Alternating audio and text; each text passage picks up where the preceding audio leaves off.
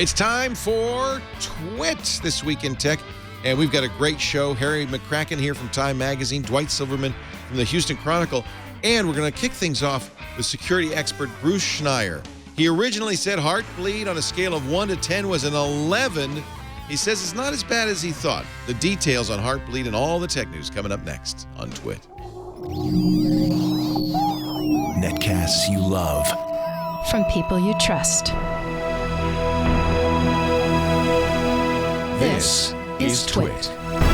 Bandwidth for This Week in Tech is provided by CacheFly at CacheFly.com. This is Twit This Week in Tech, episode 453, recorded April 13th, 2014.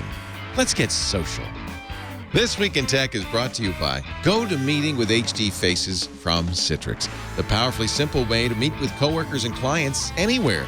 Share the same screen and see each other face-to-face with HD video conferencing. Even present from an iPad. Start your 30-day free trial of GoToMeeting today. Visit GoToMeeting.com, click the Try It Free button, and use the promo code TWIT. And by Shutterstock.com. With over 30 million high-quality stock photos, illustrations, vectors, and video clips, Shutterstock helps you take your creative projects to the next level. For 20% off your new account, go to Shutterstock.com and use the offer code TWIT414. And by Stamps.com. Use Stamps.com to buy and print real U.S. postage the instant you need it right from your desk. For our special offer, go to Stamps.com now. Click on the microphone and enter TWIT. That's Stamps.com. Use the offer code TWIT. And by Carbonite.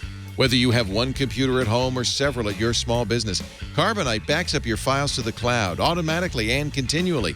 Plus, access your files anytime, anywhere with a free app. Start your free trial at Carbonite.com. No credit card required. Use the offer code TWIT, and you'll get 2 bonus months with purchase.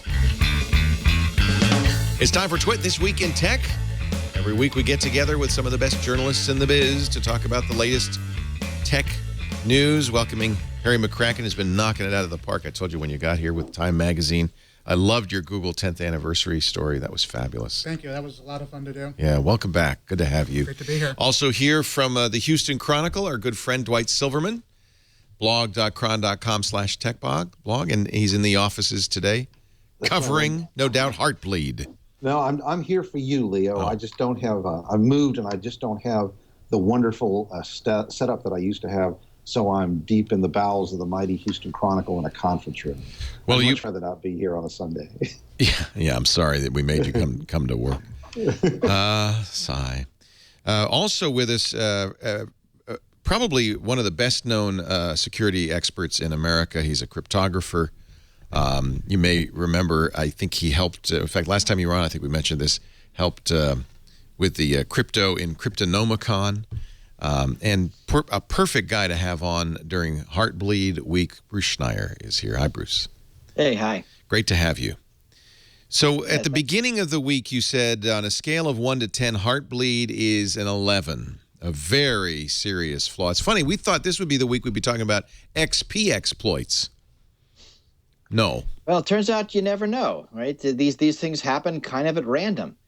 Heartbleed, it was real interesting because for a whole lot of reasons. One, it was potentially catastrophic.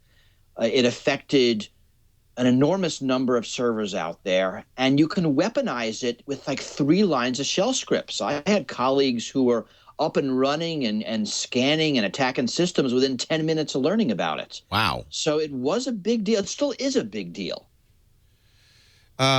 You were able to send a packet using this heartbeat technique built into OpenSSL a couple of years ago. You're able to send a malformed packet that requests data up to 64K from memory of the server, right? It's but it has to, you can't be specific. It's whatever's there. Yeah, it has to do with how the heap's working, and it's kind of random what you get, but you can query that 64K multiple times, and you get different data. You don't always get the same. So if you're looking to get everything on the computer, you just do it again and again. Turns out you actually can't get everything. There are some weird reasons why some data comes and some data doesn't. We're still exploring that.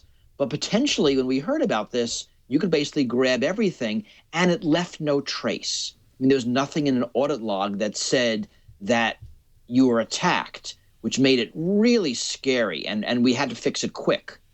Yeah, the fact that this has been around for 2 years, it's conceivable that somebody knew about it 2 years ago and has been just pinging servers. How rapidly can you do this? I guess every second or faster. Right, you can do it as fast as you can. And Right. It turns out you can ping the entire internet and see who's vulnerable in about 15, 20 minutes, depending on your setup. Wow. So a bunch of researchers have been doing that, and so we can watch the decay of sites that are vulnerable. We do know that, we have good evidence that before the announcement, nobody was doing a sweep of the internet looking to see who's vulnerable. So we have data from servers, from honeypots, that we've been able to comb through and have seen no one use Heartbleed at a global basis before that. We have no idea if they were targeted attacks. But that's very good news. That means it seems unlikely that this is a vulnerability known in the hacker community. They'd be scanning sites looking for vulnerabilities. A targeted attack, well, at least it's unlikely that you and I were a target.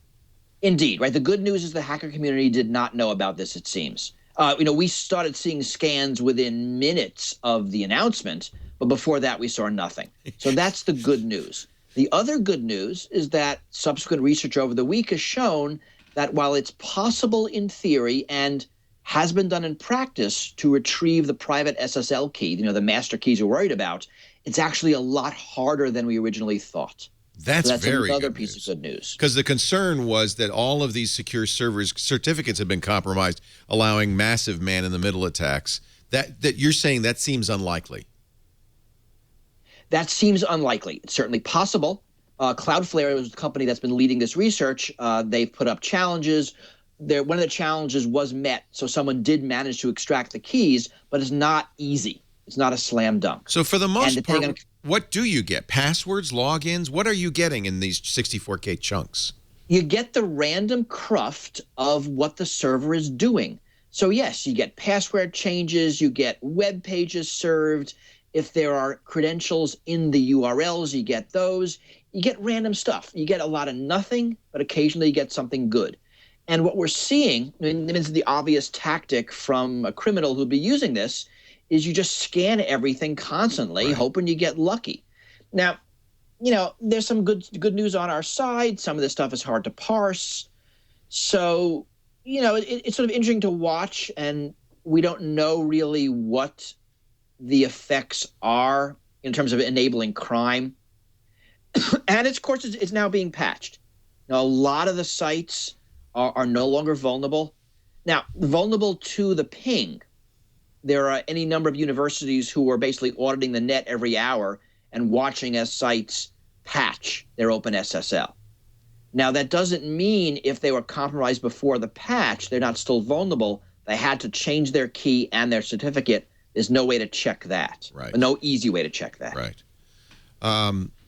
So the initial estimate was about 2/3 of the web would be, or of servers would be vulnerable to this. Is that accurate? And what is the number now?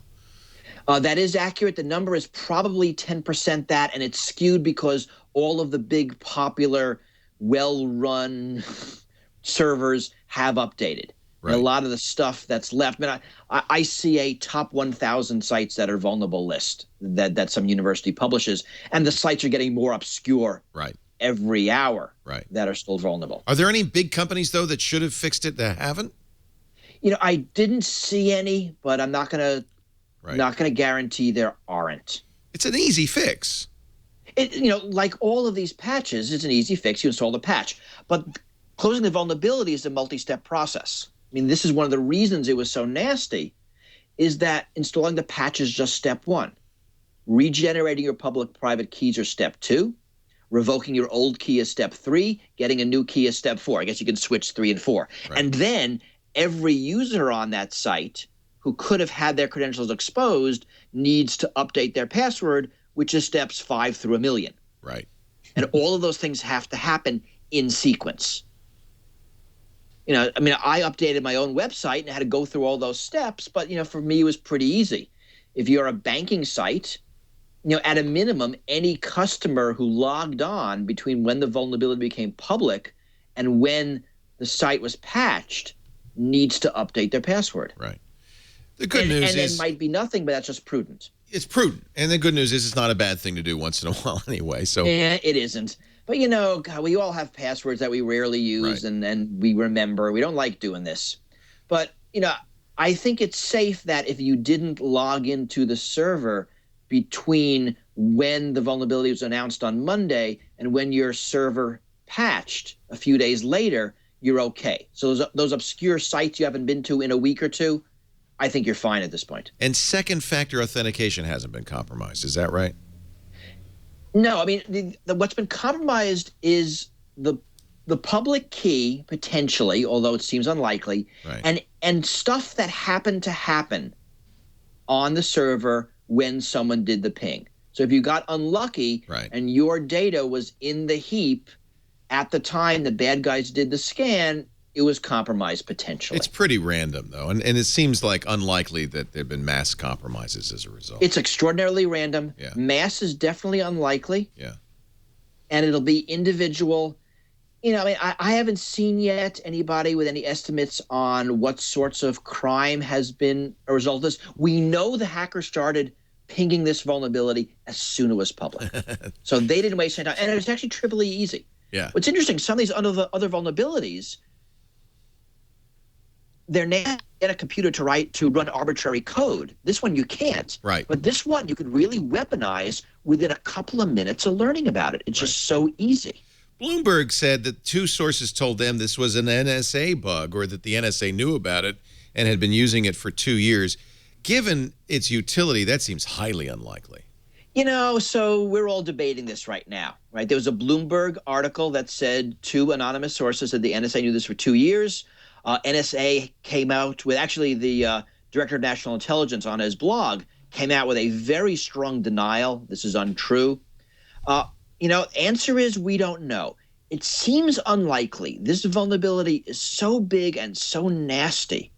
And the United States and other democratic countries, I think, are so vulnerable that it would make a lot of sense to the NSA, if they found this, to alert the community and get this closed. Yeah. I mean, it's a bigger risk to us than it is value.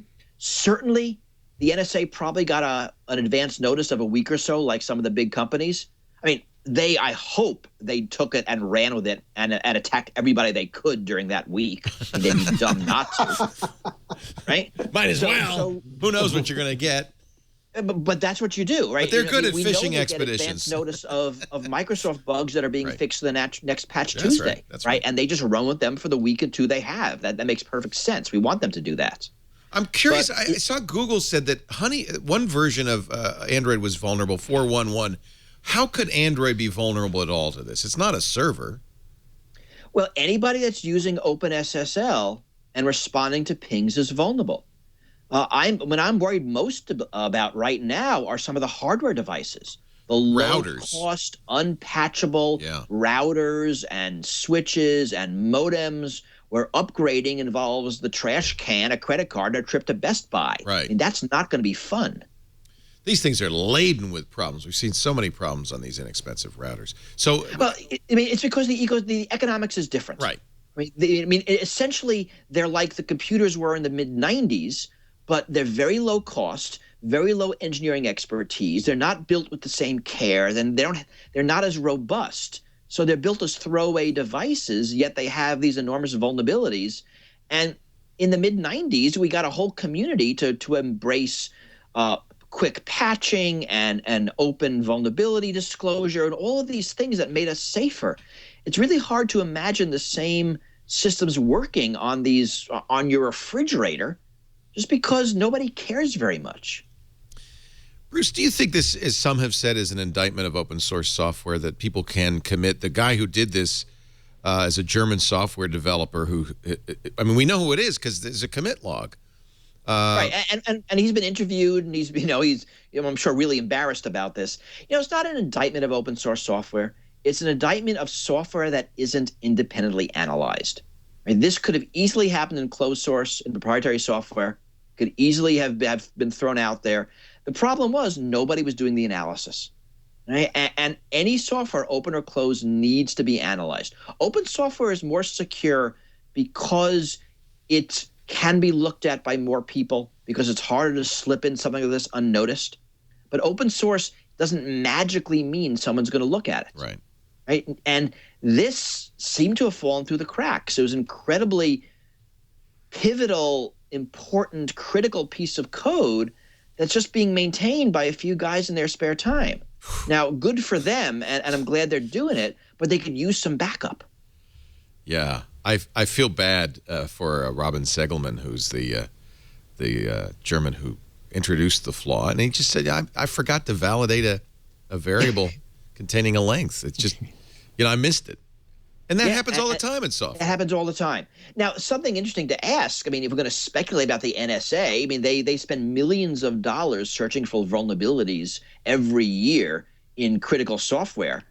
If they didn't find this one, maybe we should wonder how well our money's being spent.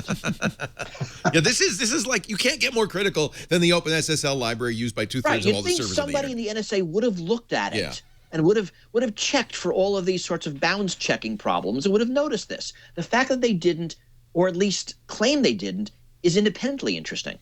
Now, we've heard President Obama, it turns out President Obama has said, well, the NSA will not have, if they find a flaw in software like this, and there's a compelling security argument, national security argument, for not exposing that flaw, then they can do that. In general, they will, but they do have an out. Well, and this is all the weasel wording. Yep. As long as the NSA's mission is primarily to eavesdrop on the entire planet, there will be a compelling reason to keep these vulnerabilities secret. Right. We know the NSA purchases vulnerabilities on the open market. We know they keep things secret. I mean, this is a fundamental problem of giving the NSA both hats. That the same organization is in charge of security and insecurity, which causes some interesting debates inside the NSA, and this is called the equities issue, right? And in this case, I mean, looking at it, I would hope the NSA would make the right decision, and if they did learn about it, would try to fix it, because I think we are uniquely vulnerable, more than, I'm going to make this up, the Russians or the Chinese, because we use SSL more than everybody else. Bruce, can I ask a question about, I want to go back to the idea of nobody looking behind the creators of this code. Have you seen, as a result of this, a movement to create some kind of Q&A to do analysis arising from this? Are there going to be changes as a result? I haven't seen anything yet, but I think it's something that will be discussed in the open source community. Unfortunately, a lot of the open source community are people working for altruistic reasons, not for pay. But as long as this stuff is being put in for-profit products by big companies, they should just pick up some of the auditing functions, and hopefully that'll happen. I haven't seen any concerted discussion about this. It'll certainly be something we're going to talk about because it's important. I use LastPass. One of the things LastPass's security check does now is go through the sites that I have passwords for. And it does a couple of things. First, it assesses whether that site was bit by Heartbleed. That, I think, is hard to do since sites often obfuscate what libraries and servers they're using. Yeah, but the way you tell is you do the ping. If you do the ping and it comes back, right, you know they're using OpenSSL. You know that they're vulnerable. So you can audit this. You audit it by hacking it. Isn't that illegal? Well, you do it at 4 bytes. You don't do it at an amount that actually matters. Perfect. Right. You take a small amount. Okay, that's good. All right. And then they also, of course, check to see if the certificate has been updated. And there's no point in changing that password if a site was vulnerable and has the out-of-date certificate. Right. And we're trusting that they've regenerated their keys. And we don't know. We can't tell. That part we don't know. Actually, that's interesting. Wait, I'm thinking about this out loud. The public key would be in the certificate, so you can tell. Never mind. If the certificate has been revoked and a new one has been issued in this last 5 days, then you're all right. Right. Exactly. All right. And then if you have logged in during the danger period, you really should change your password at that point. It's just good hygiene anyway.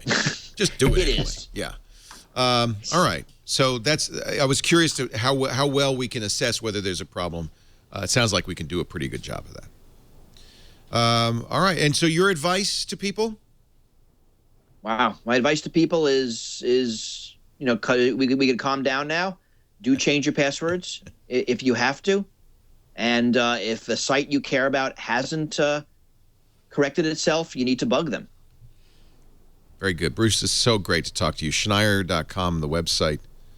Bruce Schneier is one of the, I'm going to say, the best guy to talk to on stuff like this. I just love Thank you. And I Schneier promise to get myself better lit next time. Hey, It's kind of this thing up here. If you agree to come way. on every once in a while, I'm going to send you lights. I'm going to send you cameras. I'm going to send you microphones.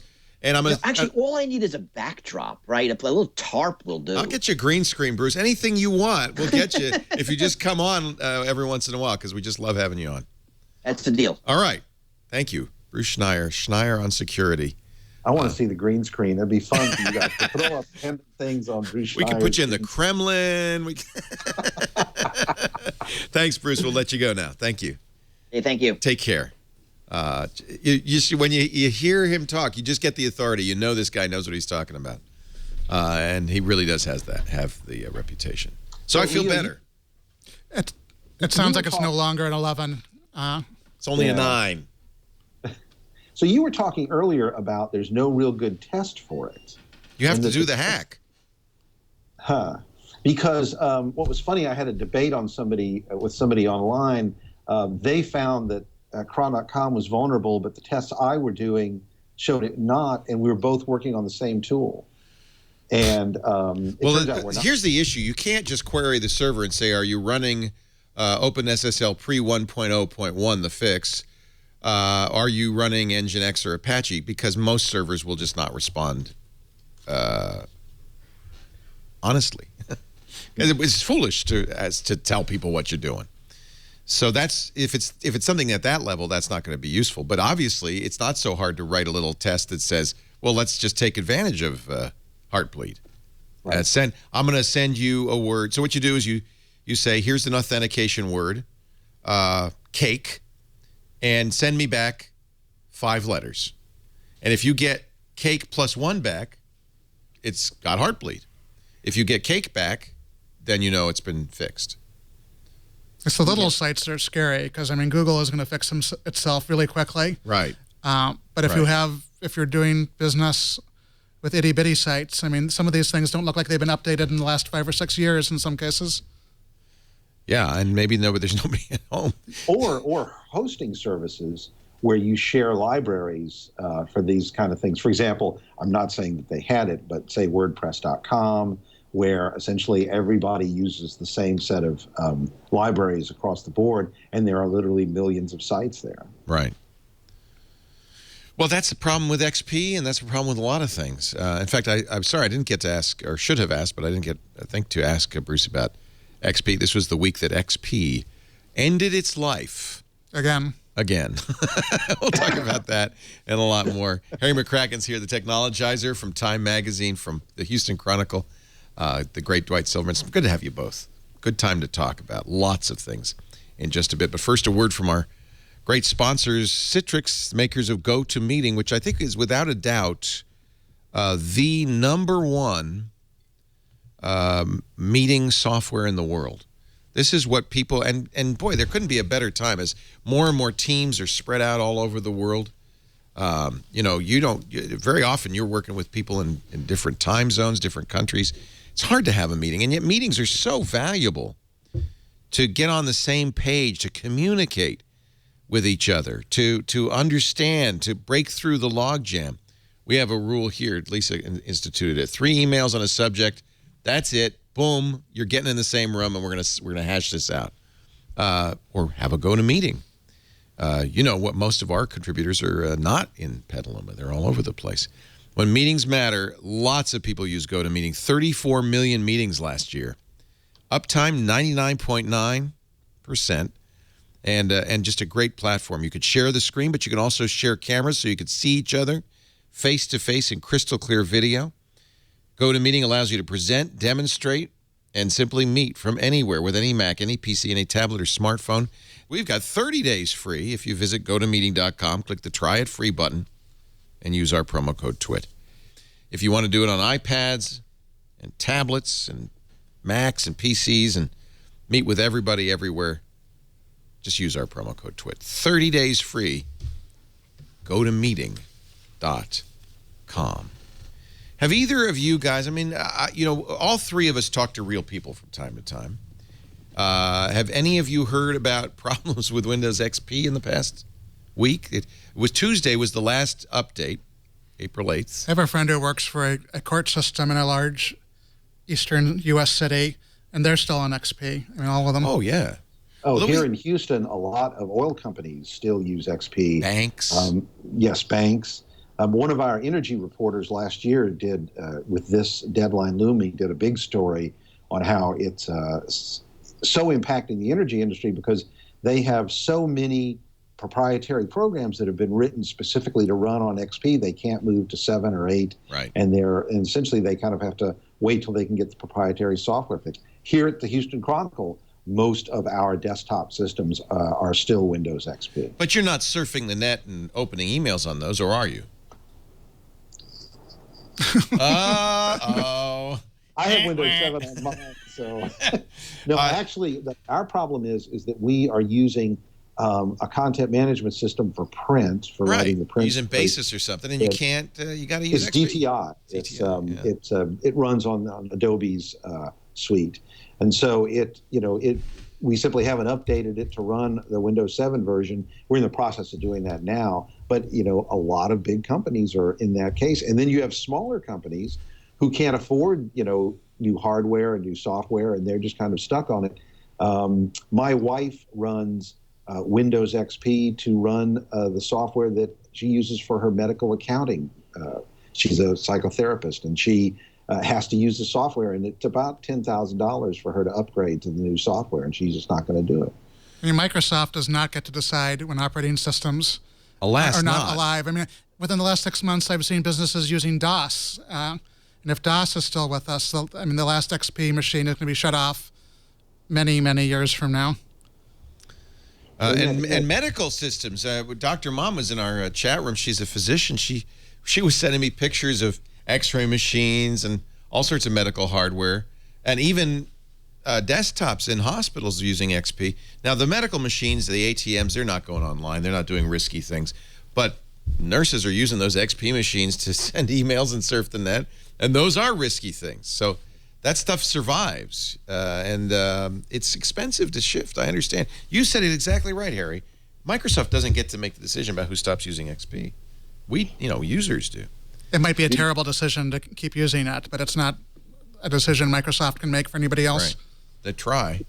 One of the stories you have on the list, Leo, is about the fact that there are a lot of web servers that are with the operating system, underlying operating system is Windows XP. And in that same story, they talk about the fact that there are still Windows NT 4.0 systems out there running websites. But can I point out none of those systems had any problem with Heartbleed? Not one. That's right. Microsoft doesn't use the open source version. It's got its own library. IIS has its own SSL library. You mentioned content management systems. That brought to mind an article this week in the New York Times. They're talking about Ezra Klein, and he left the New York Times, the Washington Post wonk blog to go to work for Vox.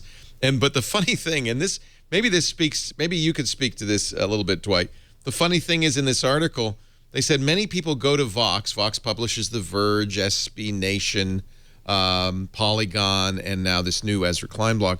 Many people go there because of their fabulous content management system. They wrote something from scratch called Chorus, and apparently this is a selling point. That one of the reasons Ezra Klein left the Washington Post and went to Vox is because of Chorus. You guys both work with content management systems. I'm sure they're a little bit antiquated. I don't know. Well, we're on WordPress.com, actually. Well, that's easy. Which that's a good one. If I had to pick anything, I would probably pick that, particularly for a company that is probably not going to develop the next great CMS system itself. I think WordPress is a really good choice. Well, one of the problems in the newspaper industry is that we have multiple content management systems. So we use WordPress, a hosted version. Right. We have a separate set of software products for creating stories in print, and then we have a pretty nice CMS for running our website and managing the website that's fairly modern and up to date. And so we have to jump back and forth. The holy grail is one CMS that ends up handling both print and online. If you have if you have both components. But I can see people who have grown up using decent software, and suddenly you go to work for a company that has a terrible CMS. It can be really painful. Yes, it's painful. And so I can see that happening.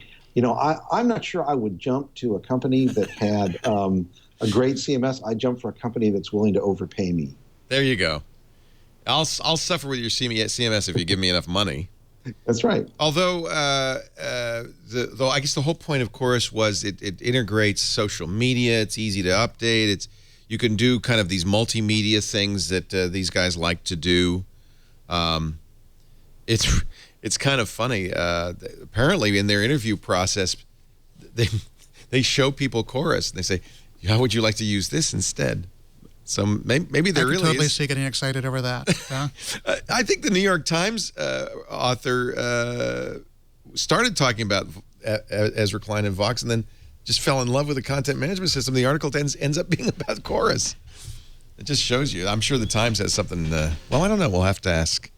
Leo, maybe you need a Nick new show Bilton's this week in CMS. CMSs. This week in CMSs. This week in. Yeah, maybe not.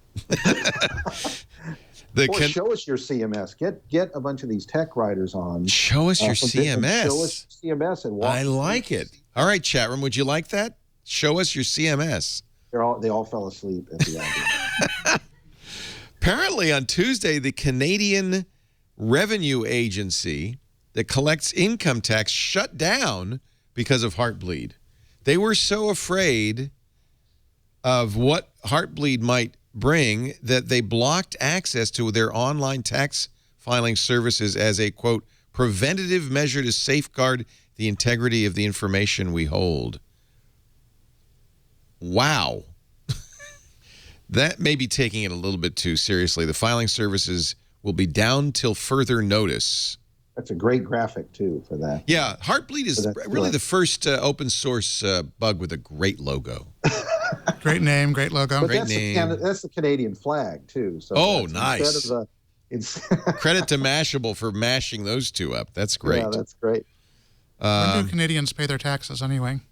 I don't know. Where ours is coming up April 15th, which is an interesting thing. That's Tuesday, right? Everybody, you all filed? Any Canadians here? No? All right. Did another thing about Canada? For some reason, I I don't think know. it's a month later. I don't know why. I think it's a month later. Like it's May 15th. And then because it's cold in the winter and things move slower. April 30th, apparently. They just, according to PC Guy, they just re-enabled NetFile and eFile today. May 5th, apparently. May 5th this year. April 15th, interestingly enough, is also an important day because it's the one day anybody can buy Google Glass for $1,500. You going to run out and buy it? I already ran out some months ago and bought it. You already did it. How about you, Dwight? You going to get some glass? I want to wait for the production version. I want the production version. Harry, would you go buy it again? As a guy who writes about this stuff, yes. You have to. As a consumer, I would say wait until the consumer version comes out. Yeah. Right. Unless you are really, really well off, in which case it might be worth considering. If $1,500 means nothing to you, buy it. If it sounds like a large chunk of change, wait. I don't think it's $1,500 useful. No, it's not. Right. That's my issue with it. In fact, I did buy it, but I don't use it. I gave it long story, but I never was that interested in it. So we got a glass, I had my Glass Explorer number from Google I/O last year. And when that came up, I said, Jason, you get it. Because he has a kid. He had a newborn, and I thought it'd be more appropriate for him. I just never really attracted. According to Google, we're opening a limited number of spots in the Explorer program at 9 a.m. Eastern on April 15th. So get on in there if you want to get glass. You think there'll be a rush for it? I would think a lot of the people who want to know somebody who has invites and therefore has already had that opportunity, but maybe not. One thing you should not do is wear it in downtown San Francisco. Or if you do, you should go like that. some guy, he tweeted it. And I saw the tweet, and now it's a big story. He was wearing his glass in the Mission District. If you know San Francisco, he got off BART and was walking through the Mission District. Somebody ran up, tore the glass off his face. Okay, I mean, that's a little, is it a little glass holy to get off BART in the Mission District wearing your Google Glass, especially given the sensitivity right now? He was a reporter, ironically, covering the protests going on in San Francisco about housing prices and evictions. So he should have been somewhat sensitized. I think he was. A guy runs up to him and rips the glass off his face. At first, I would have thought, well, maybe he's stealing it. No, they give chase. The guy takes the glass, smashes it on the ground, and runs on. That's following on a story from a few weeks ago, a woman getting almost beat up in a bar for wearing glass. I think you should not wear your glass in San Francisco. It is a mugging. He did call the police. They did take a report, but I don't think. And he took the pieces of his glass with him. Kyle Russell he's a journalist with Business Insider, and he was covering those protests. I wonder. I don't know. I guess Glass and Google in general, but Glass specifically, is a good kind of is a hot point for all of this kind of upset. Yeah, I really wonder whether Google anticipated that it would become an object of fascination, but not entirely positive fascination in so many ways. I'm sure they didn't. Although they now have training videos how not to be a glass hole and stuff like that. I think they're aware of the issue. When Google Glass was first announced, and even when it was leaked, almost immediately the speculation about how it would be treated in social settings, the idea of it, the etiquette around it and it changing social mores came almost immediately. So I kind of would be surprised if Google didn't have an inkling that if you have a camera pointed at someone while you're talking to them with a little light on it, that it's not going to cause it's kind of asking to get your glass kicked, to be honest with you. Right. And I think there's, the other day I saw somebody in a furniture store shopping for furniture, and he was wearing Google Glass. And doesn't it in your mind that you should go a-hole? Well, what he was doing, he's taking pictures, sending it to his wife. He was taking pictures of the furniture and sending it to someone. Yeah. I mean, I would do that with a camera phone. It's not that different, I guess. Right. And it's better pictures with a camera phone, too. I'm not, I don't find myself tempted at all. I feel like I understand why Google's doing this. In fact, I don't think they're going to ever productize it. It's my kind of belief that what Google's really doing is gathering information about how people use wearables. They understand this isn't the perfect form factor. It's a form factor, but they want the information. As we know, they're doing a SDK for wearables. It's more in their interest, I think, to support people who want to make wearables in whatever form they want to make them and get Google on it. This was the debate over the Google phone. Fred Vogelstein, I keep quoting this book because it's such a good book, Dogfight, talks about Google not really being sure whether they were making so much money, it was so successful putting Google apps on the iPhone. Did they really want to compete with it? Wouldn't it just make more sense from Google's point of view to support smartphones than to make them? They ended up deciding to make them, but I wonder if they're going to make wearables or just support them. I mean, to me, that the battery life is still an entirely unsolved conundrum. Yeah. It does not make sense as a consumer product until it has way better battery life than it does. And it won't. It's too small. Nobody wants to wear a battery pack on their forehead. And you can make a phone larger and thicker, but there's a real limit to what you can do with something you strap to your head. Right. So has there been any discussion about using solar power to power or recharge Google Glass? Because you certainly could line that with it's not big. No, it's not a big enough area. You'd have to wear a special hat with a big brim to go with your glass. And then you'd really be a target. Yeah. I mean, on top of a Prius. Yeah. Battery life's bad. To me, it's a little bit of a headachy experience to have to look up over my eyebrow. Yeah, I should say if I had the prescription eyeglasses model, I might be at least a little more excited because I prop it on top of my glasses and I have to have it just so. Look, you ride around on a Segway, you look like a dork. You wear Google Glass, you look like a dork, right? It's the same thing. Originally, if you used a cell phone in public, you looked like a dork. True. We've gotten used to that. And when you did data on your smartphone in public 10 years ago, you looked like a dork. Now, some of the stuff people get used to over time. Now, I find myself unusual if I'm looking up. Everybody's looking in their thing. You could. The problem, though, with Google Glass is it's not where you're looking. It's that, well, it is. It's you're looking at them out. Yeah. You know, that's the difference. Yeah. Is that it's that blinking eye. It's a little bit. I think if 1984 and Brave New World had never been written, we wouldn't be so freaky about it, but they were. As Bleeding Heart points out, I do ride a tricycle, so and people have thrown things at me out of their car, so I guess I'm not exempt from that. The dork factor. It's not a tricycle, it's a 3-wheeled bicycle. How many times do I have to say that? Yeah, that's a tricycle.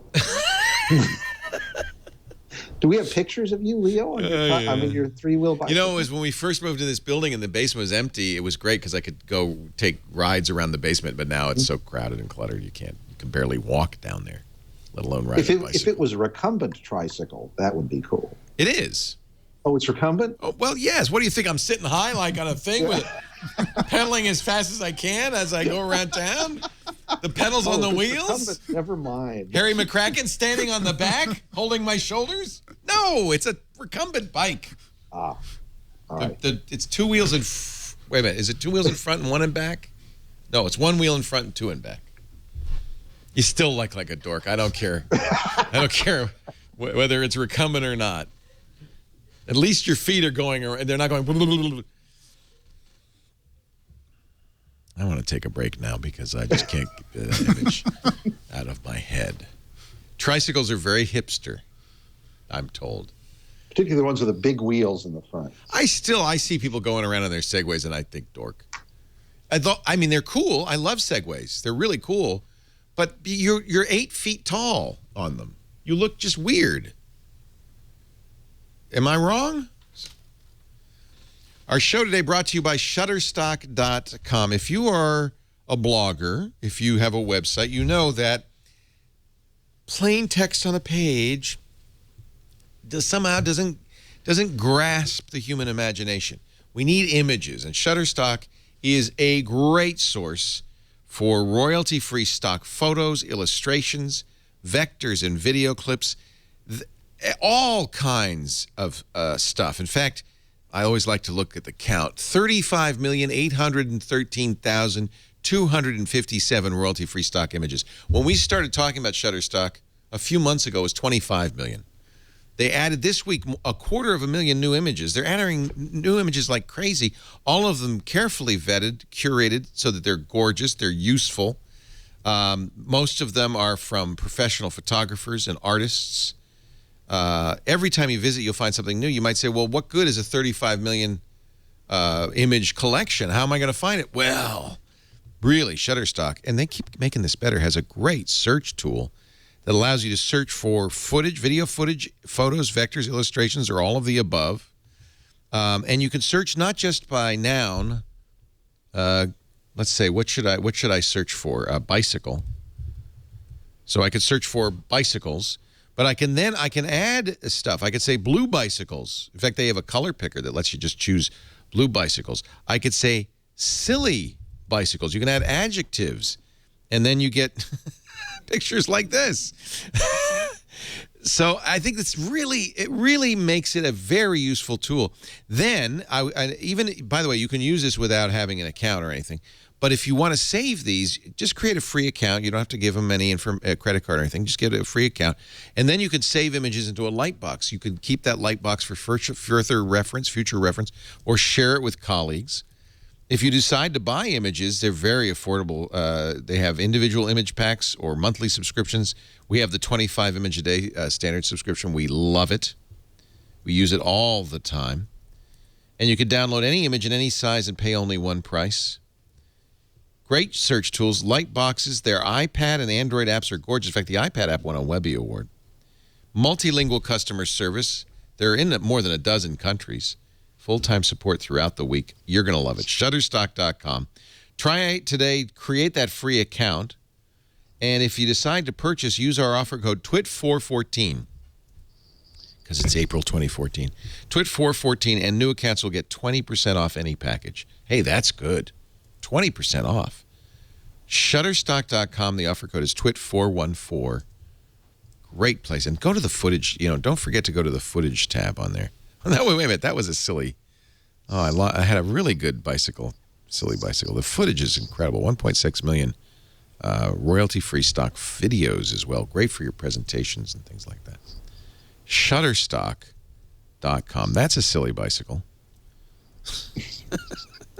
That's me. That's riding what my I was trike. thinking.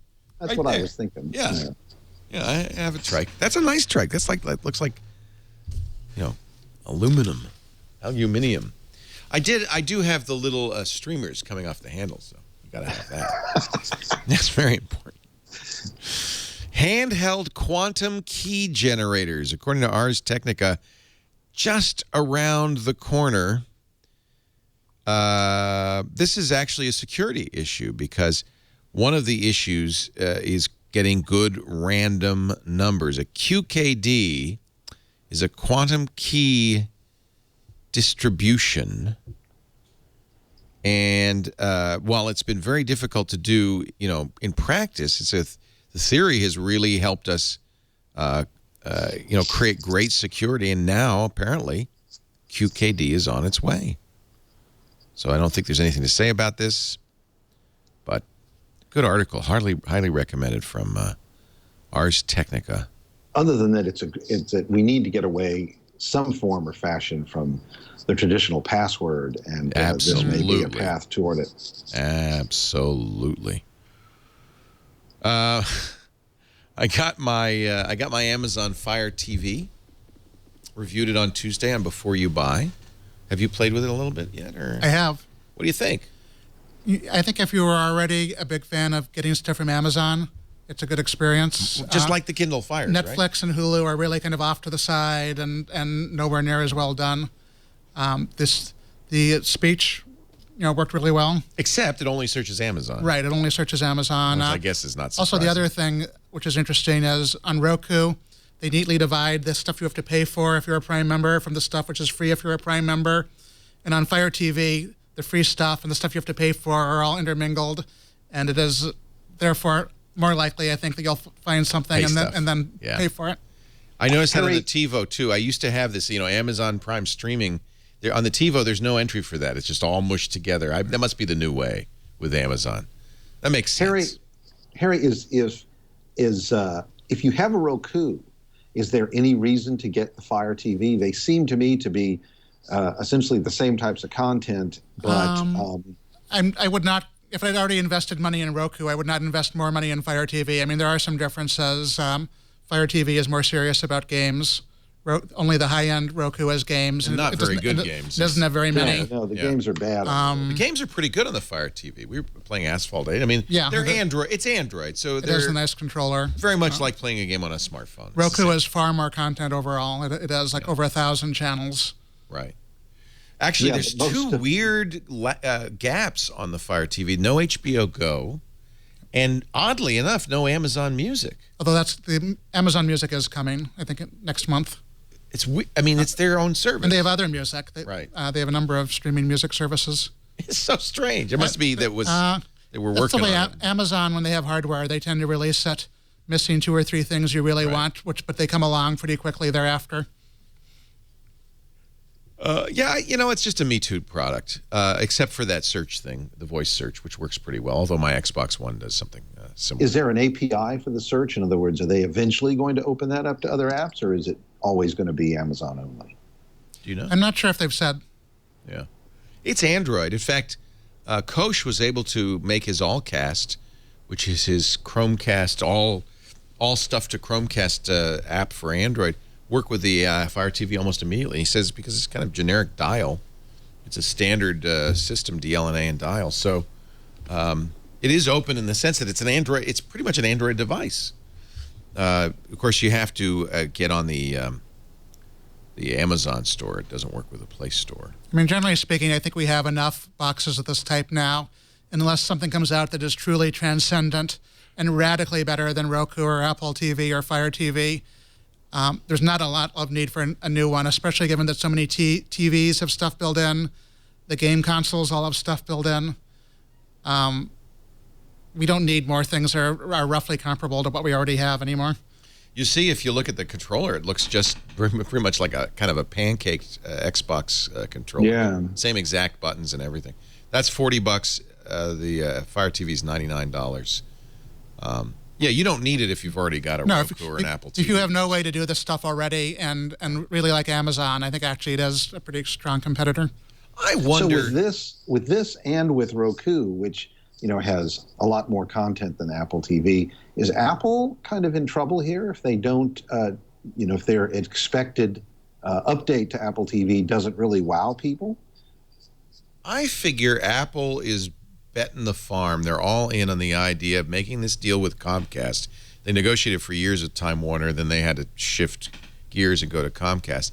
If they could get live TV on there, but I don't think Comcast is going to make a deal with just one company. We had Peter Kafka on our coverage of the Amazon announcement, and he said that. He said that everybody's learned their lesson from the music industry's experience with Apple. You give Apple too much power, and you're in trouble. So if anything, if Comcast ever makes a deal, it'll be with all of them. And I think maybe that's why Amazon did this, just so that they at least be in the hunt. But that would be, wouldn't that, you want the perfect cord cutter device. So, well, and I have both. I have Apple TV and I have Roku. I should be getting a Fire TV shortly. And what's interesting is I find myself these days using the Roku more than the Apple TV, mainly because we have Aereo here. Right. And I watch I'm in the place I've moved to actually has very bad signal for HD TV over the air, and so I use Aereo, and Aereo is only on the Roku, and it works quite well, over a very fast connection. And to me, at the moment, it looks like the Roku 3 is probably the ultimate cord cutter device. So I'd be very curious to see if Amazon comes up with something like an Aereo app, particularly if Aereo wins its April 2nd that's right. out of the Supreme Court. We're all on hold, right? Everybody's on hold, including Aereo, because the Supreme Court has agreed to review the lawsuit. The networks saying Aereo's stealing their copyrighted content. Aereo saying, hey, you're just renting an antenna. That's just, that's all. So Aereo has a Houston facility, and I got a tour of it about a week and a half ago. Chet Kanogia came down, and I got to interview him and got to see and it is incredibly efficient. It's two cabinets on the roof of a data center. There are a series of circuit boards with their little antennas inside the cabinets, and a fiber connection that takes it down to about 3 or 4 servers in the data center down below, and then out to the internet. And they can expand it quickly and easily. There's no Houston employees. Everything is done remotely. Wow. And they're already profitable here and in most of the cities that they're in. They did have to shut down in Denver and Salt Lake because they lost a court case in that district. Right. They've won 2 out of the 3 court battles that they have faced. What are the odds on the Supreme Court's decision? What do you think? Remember the Supreme Court decided on the lawsuit by the Motion Picture Association of America to try to stop video recorders, and the Supreme Court in the '84 ruled that you could record for personal use. It wasn't a violation of copyright law, and created an industry which, I might point out, the motion picture industry immediately benefited to the tune of billions of dollars. So I think at least there's some history of the Supreme Court supporting new technologies like this. It was a long time ago. But that was 1984. But you can bet that the defendants in the case will bring up that groundbreaking. Oh yeah. But the other thing is there's one of the interesting side effects on this is that there was a 2008 case involving Cablevision and cloud DVRs. Right. Which never went to the Supreme Court. That never went to the court.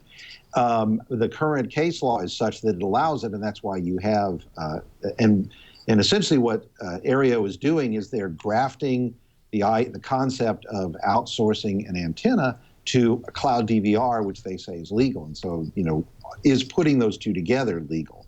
There are both copyright issues, and there's the issue of the carriage fees and whether they should be paying carriage fees on that. But it's such a complex thing. Both sides try to paint it as black and white, but it's actually a really complex issue, and I could see the Supreme Court going either way on this one. Aereo is doing us a favor, though. It's doing everybody a favor just by forcing the issue.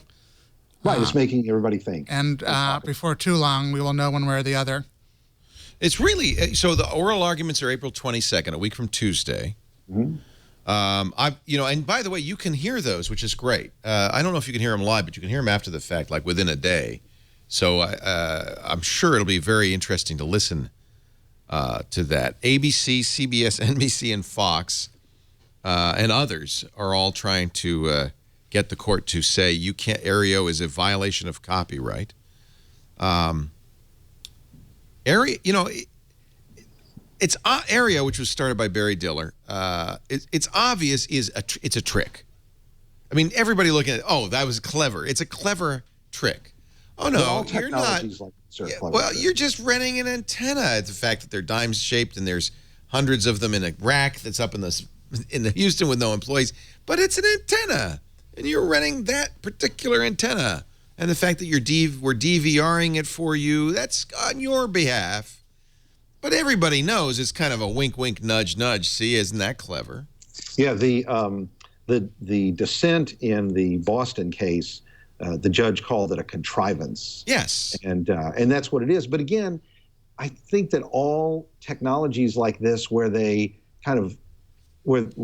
graft two things together is a contrivance. And then it becomes, if it becomes legal, it's not a contrivance, it's an innovation. And the reason now that these networks, and it's ABC TV is the plaintiff in it, the reason that these networks don't want it, it's also a contrivance in a way, because the networks have been offering free over-the-air television for as long as there's been television, and they support it with ads. And those ads in the free over-the-air television is just being sucked in the dime-sized thing and sent out to my iPad. So I'm still seeing all the ads. It's no different than if I literally were in Houston and I had an antenna. But what they don't like about it is they have very lucrative retransmission agreements with the cable companies. Mm-hmm. Right. And so, in a way, I think you could also look at that as a contrivance, as in a way the television networks have figured out a way to make more money for the product they've been offering for free, and they don't want to do it for free anymore. There's a law that essentially created the transmission fee system where it made the capture of the over-the-air local broadcasts legal by the carriers, the cable companies, and they said, okay, you can do this, but you have to pay them for it. Right. And they designated them as a certain type of business, and so that's why they have to do it. One of the arguments that is made by broadcasters is that if Aereo succeeds with this, then what is to keep Comcast and Cablevision and so forth from saying, oh, we don't have to pay it, we'll just set up antennas? Well, there's a law that says you have to pay if you're this type of carrier. Aereo is essentially, because it's over the internet, is not that type of carrier. What could happen is the law could be changed. That's how cable started. I remember in the early days of cable, you and I are old enough to remember that, it was they put an antenna up downtown, and then they had a long wire that went to Petaluma from that antenna downtown so I could watch TV as if I had an antenna downtown. Yeah, yes. That's all it was. And that's that still exists in some communities. I forget the exact name of it, but it's in places where you simply can't get a signal. Right. Companies and I believe it may actually be nonprofits are allowed to set up antennas and then beam them back into those homes in those cases where they can't get a signal at all. Is Aereo out of business if they lose? They have said yes. Chet Kanogia has told me that there's no plan B. He says he's not thinking about plan B. He said, when you're thinking about plan B, you're not thinking about plan A. And that's what that's his approach to it. It'll be interesting to see. Said the same thing. It'll be interesting to see if any of the networks who say that if Aereo does win, that they'll take their network off the air and go cable only. Said that. If any of them will actually go through with that, or whether that's just posturing. Yeah. Fox says we're going to take down FX. So you're not going to be able to watch it over broadcast. There has been a lot of posturing on that, and in a lot of the people I talked to, a lot of the analysts I talked to for the story said that this is something that the broadcast networks have wanted for a long time, is to take their stuff behind the paywall, and that this is something of an excuse for that. However, if you have a broadcast license, there's certain expectations by the public, and if they try to take that off, I guarantee you Congress is not going to be happy about it. Well, Congress had hearings this week on Comcast's bid to merge with Time Warner. We'll talk about that in just a second. Dwight Silverman is here from the Houston Chronicle, blog.chron.com/techblog, and your fabulous Pacifica radio show called Technology Bites. Oh, Leo, I'm not doing that one either. What? Yeah, Oh, no. I quit doing that in January. It's the end of the world as we know it. I decided that I've done that for 10 years. And It's an all-new Dwight Silverman. Yes, lighter and breezier. All-new, breezy, lighty. Well, it's a lot easier for me not to have to plug. But one more thing I don't have to plug. I don't mind. Well, Technology Bites is still in the air. It's still a great show. Yes. I actually will be a guest host when they've got when they're down a man or two, and so I'll be on it. But They don't. I mean, let's be honest. They have 34 hosts. They don't really need you, Dwight. That is the most. Yeah. There are more hosts on that show. It's 5, and now All right. there's 4. Feels like more than 5. It's like Ham Nation. We have the Ham Show. I think how many hosts are on Ham Nation now? There's like 20. It's like it gets bigger and bigger and bigger. And the problem with Ham, how many? 8? 8. The problem with hams is nobody stops talking. They're trained talkers, like me. Harry McCracken also here, the technologizer. He's so good to have Harry at Time Magazine. You've been doing so many great stories. Everybody should read, and we talked about it a couple of weeks ago, the 10th anniversary of a Gmail story. You really dug deep, talked to Paul Buchheit, and really got the inside story. It was such a surprise, all the details. I learned an awful lot during Yeah. that. That's not. Sometimes I do a story like that, and I just sort of have to write down what I know. And that one, I knew almost nothing until I started. Well, nobody knew anything. In fact, many of the things you said, the fact that Google was, for instance, so ambivalent about the whole thing. They'd never, they were a search engine. They were a search engine. That was at the time when all the things that used to do only search started branching out and becoming portals. And people loved Google because it did not want to be a portal. Right. Gmail was the start of the Google portal era. Right. Wait, did you go to techland.time.com? Is that the best? You can do that. You can just go to time.com and click on the tech section. But techland.com actually is the quickest way to do it. I love it. Oh, now you're interviewing Sid Meier, Civilization Beyond Earth. Wow. Yeah, my colleague Matt. did that. Wow. I didn't know Sid That was looks doing so cool. a new Civ. Wow. I keep buying Civ. I've bought Civ 3, Civ 4, Civ 5. I keep buying it thinking I'm going to like this game. And I try. I really do, because everybody loves it. But it's turn-based. You do a lot of stuff, and then you go, okay, now your turn. Well, I should like that. I play chess. That's turn-based. Are you a Civ player? I have not been. I just don't understand it. I admire Sid, but I can. I love Sid because he's creating a universe in a game. Maybe I'll like this one. You're in space now, right? All right. Let's continue. By the way, $5 billion for Tinder. IAC says it ain't true. $5 billion so you can meet your true love on your phone.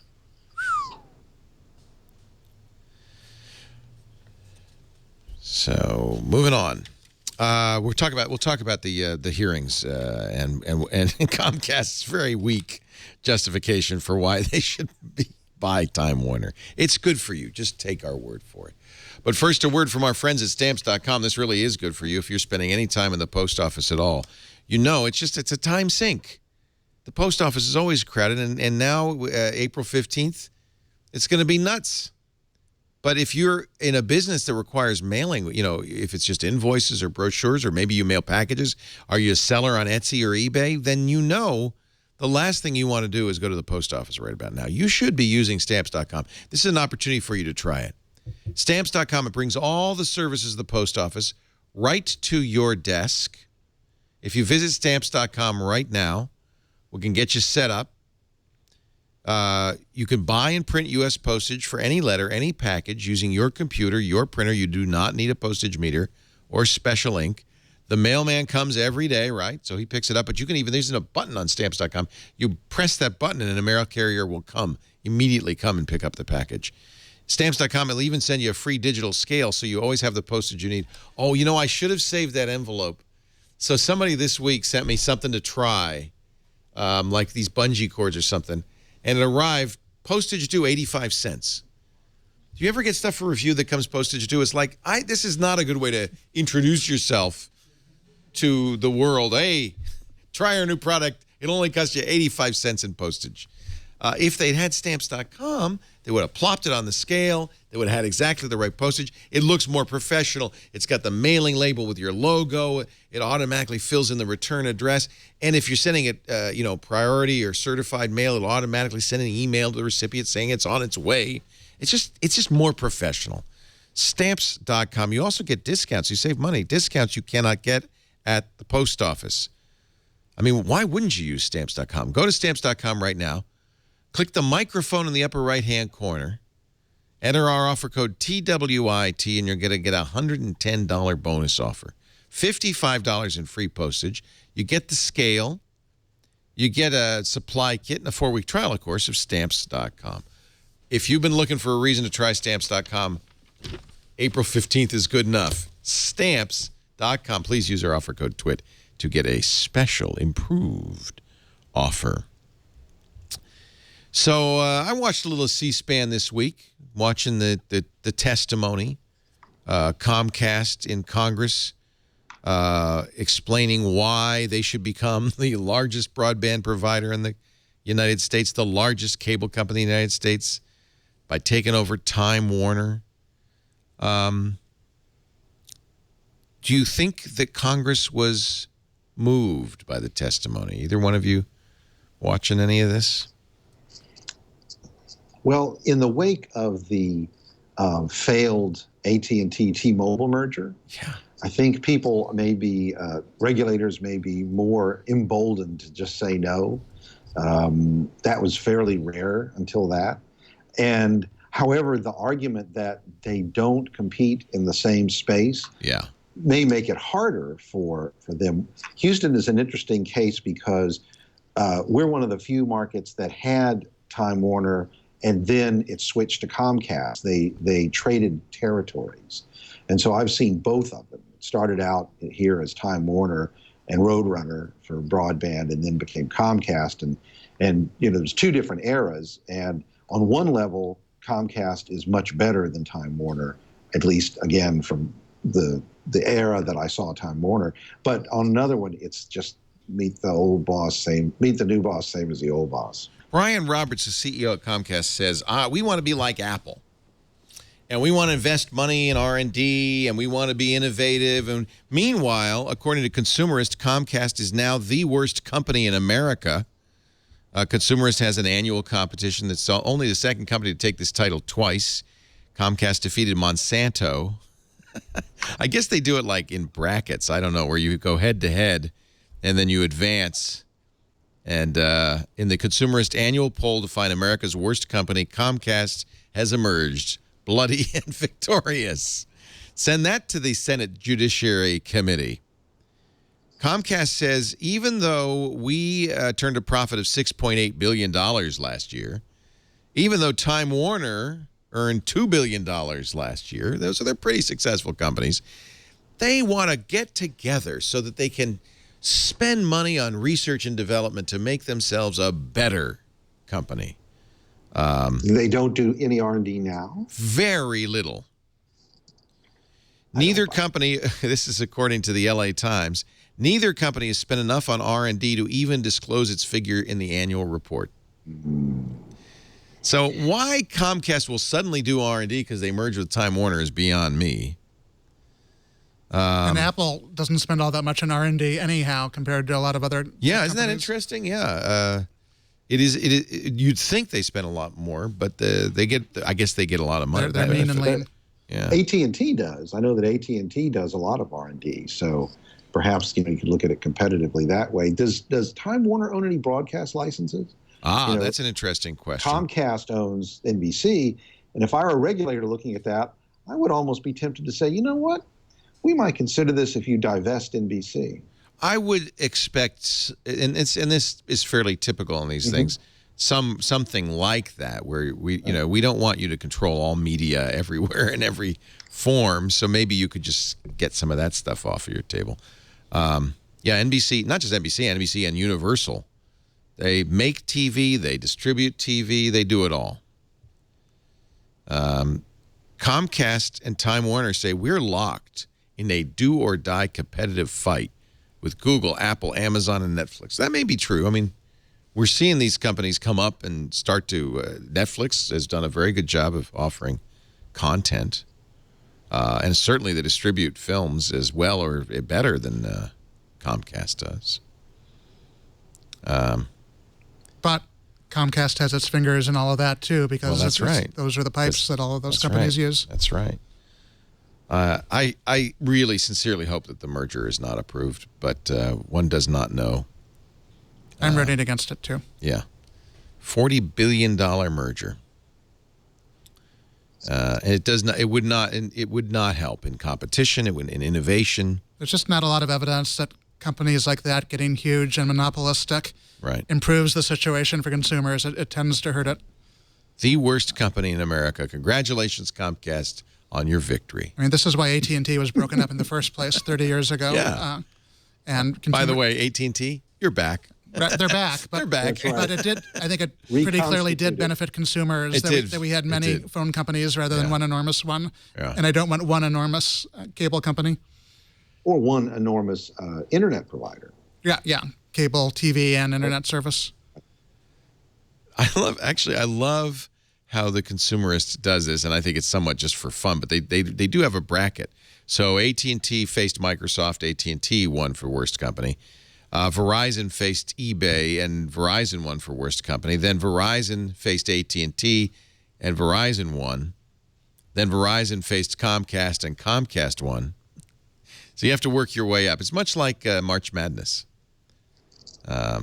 EA, which has for a long time, I think, been considered one of the worst companies in America, lost immediately, right? Kind of an upset victory for Time Warner Cable, which just whooped EA right out of the box. Then Time Warner Cable faced Koch Industries, and beat the Koch brothers. So there you go. Then finally Monsanto beat Time Warner Cable. It's really exciting. I think we should have next year. Let's have some brackets. We can really have some fun. We'll have our pool. SeaWorld was in there, by the way. SeaWorld beat Johnson & Johnson and Ticketmaster It's those crappy installers. and Chase. SeaWorld almost got to the Final Four. I think SeaWorld, that's got to be because of the documentary Blackfish, right? And the handling of the killer whales and all of that. Wow. SeaWorld faced Comcast and finally met their match. It's pretty hard to beat Comcast in this game. Those guys are tough. Long-time competitors for worst company in America. Facebook immediately was eliminated in the first round. Surprisingly. Anything to say about Facebook this week? Not really. They were kind of quiet. They had to digest after swallowing that large. Well, there is a story WhatsApp. about the removing chat from their their main. apps. So what are they doing? Because I keep getting this message on my Facebook saying download chat, download chat, download chat. Are they? Because chat, I never did download chat because it's in the Facebook. They're app. going to take it out of the apps. Already if you have it installed, they kind of jump back and forth, and they will force that decision for you by taking it out of the app. Yeah, I don't have Messenger installed, and I very seldom use chat on the phone app. But yeah, I've been seeing that that message, and that's going to, I think, irritate a lot of people. I think that's not a smart move on their part. And I'm not sure why they would do that. Well, they have the strategy of thinking that you should have different apps for different purposes. So you have Facebook, and you have Instagram, and you have Messenger, and you have WhatsApp. Seems that's the wrong direction. Wouldn't you want to consolidate all of that? I mean, I think their argument is that if it's easier to do a great chat experience if that's all an app is doing. I find it disjointed because I'm in Facebook, and it boots me out of Facebook into Messenger. It feels like they're trying to turn Facebook itself into a news app, which is ironic, like Twitter. Right, they have paper and... Right. And then Twitter's trying to turn into Facebook. Dropbox is also following this because Dropbox just announced Carousel. If you're doing photos in your Dropbox, they think you should be using a standalone Photos app rather than doing it within Dropbox. Same basic idea. And they own Mailbox, which is a standalone email client. So is anyone still using that, what was called Paper, the app that... I like Paper. I am. I like it. It's pretty. I found it hard to find to stay up with the things I wanted to stay up with. It looked like the pretty overtook the stuff I actually wanted to see, and I quit using it. It's still there, and every now and then I open it. Well, what is it you wanted to see? Because Facebook thinks what you want is news. But I've always thought people join Facebook and want to see their friend because they want to see their friend and family. I like groups. Groups are really hidden in paper. You use groups? Yes, all the time. And they are hard to find in paper, which I like even despite that. Yeah. What are you looking for that you don't get? I'm looking for what my friends are doing and what they think is interesting. You know, I run our news, I run our Facebook page, and so I want our readers to find our news through there. But my personal use of Facebook is not that. There was a Pew study a couple of weeks ago about the way people use social media, and that most people don't use Facebook looking for news, but if it comes to them, they're interested in it. Right. They see Facebook as a way to keep up with their friends and family, not necessarily a way to keep up with the news. Twitter, on the other hand, has more of the... It's a news feed, isn't it? It's a nenews feed, right. It's everybody's personal AP wire. And in fact, we just saw a study, in which Twitter denies, but a study that 44% of Twitter accounts have never tweeted. So people join Twitter to read, not to post, which surprises me a little bit. They read it to keep up with the news. That's how my wife uses it. She first thing she does in the morning, she reaches over and grabs her phone and starts reading Twitter. It drives me crazy because, you know, one of the joys about being in the news business is you get to know everything first, but I can't tell her anything anymore. She knows it all. Right. That's good. That's what she wants. That's what you want. Yeah, so this new algorithm, this thing, Facebook seems to want to do, I don't know, they're up to something. What is their evil plan? They make money from showing you ads, right? So everything is around making it a product that you will want to look at more. The more you spend on using Facebook, the more money they make. Is that right? Is that what they care about, or is that... So could it be that they want to sell different kinds of ads in chat versus regular app? That it essentially gives them another avenue to sell to advertisers. Hey, you can do it in chat, and it may be a different kind of ad and may have different kind of results from being in chat versus the main. That would make sense. I think in some instances it's totally logical. Like with Instagram, I would not want... No, please don't mix the two. I don't want Instagram to be part of Facebook. It makes sense for it to be standalone. I think the difference is that right now, if you're on Facebook Messenger, it's because you want to talk to your Facebook friends, and it's not a separate thing from reading their updates and so forth. And that's why you get into this loop where you're jumping back and forth between them, which does not happen with Instagram. Instagram, you're probably... I just want to see pictures. You're looking at other people's photos, and it's not the same group. That does make sense. Somebody in the chat room said that's the Unix tools, model where you want to do small tools that do things well. But on Unix, you can chain them together to make a bigger thing that does different things. There's no piping yet in Facebook apps. And Facebook does have this challenge that it does so many things, and it's a lot. There's a real danger for it to become bloated, and you won't be able to find stuff, which is already an issue. There are all kinds of things you can do on Facebook I don't know about simply because they're 3 menus down. The irony, though, is that they don't have a great track record of introducing new apps that take off. Poke was a flop. The Facebook Home was a flop. I think it sounds like Paper might well be a flop. And Paper is gorgeous. They did everything right with Paper. But people just kind of want the Facebook experience, It's, you know, don't they? it's just the Windows XP effect. People Right. understand Facebook in its original form, and they don't Right. necessarily want to give it up, even for something that is theoretically better.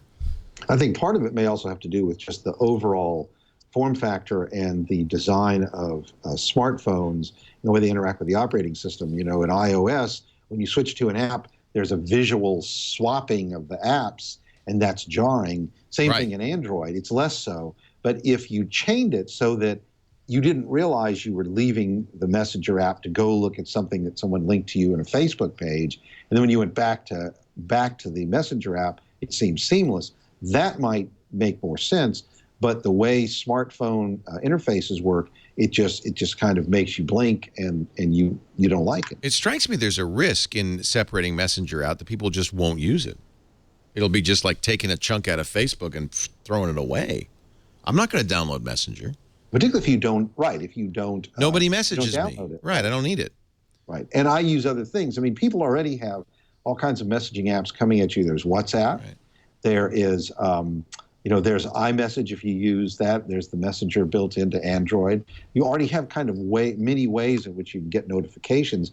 And to separate that out and make just one more seems to me like overload. So that's an interesting question. How do you think people like to use stuff? Would they rather have an omnibus app that does it all, or would they rather separate all these functions out, which would maybe allow them to choose in each case best in class? Maybe it's the Facebook Messenger, but maybe it's not.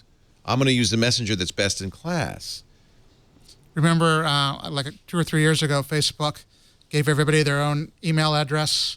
Yeah, nobody used it. And they kind of envisioned People were pissed. they kind of envisioned becoming a primary email provider, which never happened as far as I know.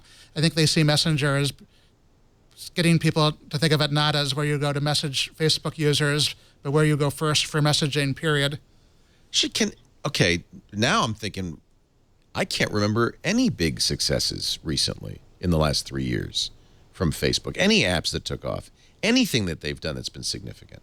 They've done a good job of keeping Instagram strong, but obviously they didn't. By keeping their hands off of it. They didn't get it going in the first place. And there's no question they've got growth. They're well over a billion, 1.2 billion now users. Their big success is that the Facebook mobile app has done really well, probably better than it necessarily would have, because I think they've done, generally speaking, a good job of having a good mobile experience. They've been able to go to, and that's the transition everybody was wondering if they could make. They've been able to move revenue off the desktop to mobile. People are using Facebook. In fact, most of their revenue is now mobile, like 54%. But one of the reasons why is that it duplicates or it replicates the desktop look. It's familiar. You know, when you're looking at it, there's no question. Oh, I'm looking at Facebook. It looks like this on the desktop too. Yeah. And they kept the familiarity. Remember the early Facebook apps, because they were using HTML5, were slow and irritating to use. And once they got away from it, that is what sped it up. But I think one of the big reasons why people use it is it looks like Facebook. Well, you know, that's funny. Now, I don't use the iPhone version. I use the Android version. I don't know if you guys are iPhone users, but they have really changed the Android one. Now it's got these columns. It isn't like the old Facebook app. And they moved the hamburger for absolutely no reason that I can understand. Remember that the settings used to be over on the left. Now they're on the right. I don't really understand. They've changed everything kind of randomly. Does it look like that on iOS? Well, I do confess I do have an issue where there are like two hamburgers. There's my main hamburger. There's two hamburgers. And my messenger hamburger, and that is kind of confusing. It's very confusing. It does feel like a little bit like two worlds. It's the main world of Facebook and the messenger world of Facebook. Well, although when you look at this is going to go away though, right? The news feed looks like Facebook on the desktop. That news feed does look like it does. Desktop. Yeah, it's unchanged. It's Facebook. It's exactly like Facebook on the desktop. Mm-hmm. So it's interesting. I mean, here's a company. They talk about spending a lot of money on R&D, talking about being innovative and forward thinking, and yet can you think of a big hit that they've had lately? Chat faces? Chat heads. Chat heads, whatever that's called. Yeah. I mean, really, what have you done for me lately? Maybe it's never, no, we're not going to see companies on top anymore. It's just going to be a constant churn of companies going through the cycle.